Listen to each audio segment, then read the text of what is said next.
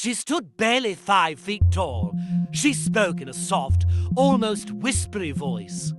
But when Ruth Bader Ginsburg entered a courtroom, every man in the room leaned in to listen. Not because she was loud, but because her logic was a scalpel. Precise, calm, unstoppable. This is the story of how one woman rewrote the rules of justice ... without ever raising her voice. Born in 1933 to a working-class Jewish family in Brooklyn, Ruth Bader faced barriers from day one. Her mother, Celia, taught her 2 things: value education and never be a lady who sits back. But her mother died the day before Ruth's high school graduation. Ruth kept going. She earned a scholarship to Cornell, married Martin Ginsburg, and entered Harvard Law School. One of just 9 women in a class of 500. She was once asked by the dean, "Why are you at Harvard, taking the place of a man?"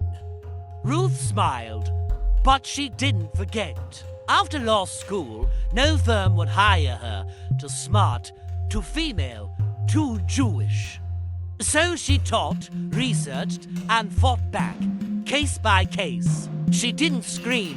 She used the law like a thread, pulling at centuries-old knots of injustice until they quietly unraveled. In one case, she defended a man denied benefits because the law assumed only women could be caretakers. Yes, a man.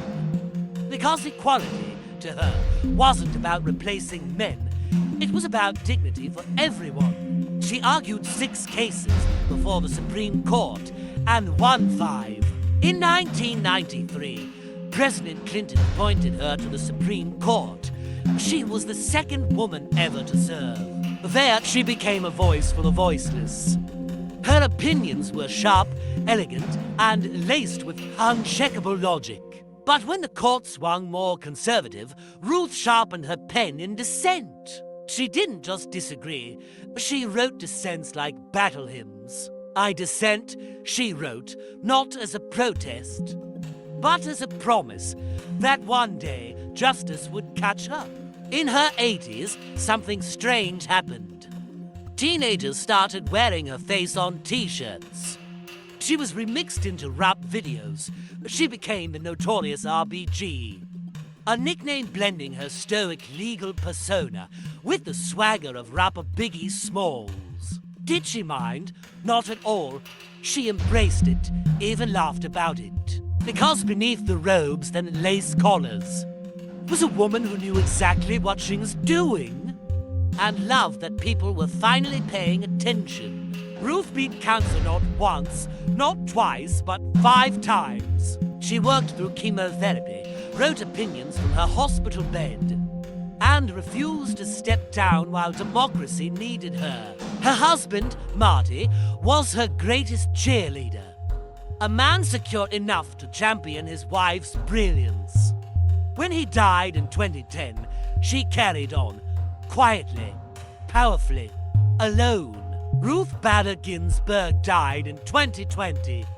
Flags were lowered, crowds gathered, but her voice didn't vanish. It's there every time a woman signs a mortgage without a man. Every time a father gets paternity leave. Every time someone is treated fairly under law. Because of who they are, not who they were expected to be. She didn't need to shout ... She changed the world with precision, persistence, and principle. And now, generations whisper back, "Thank you, RBG."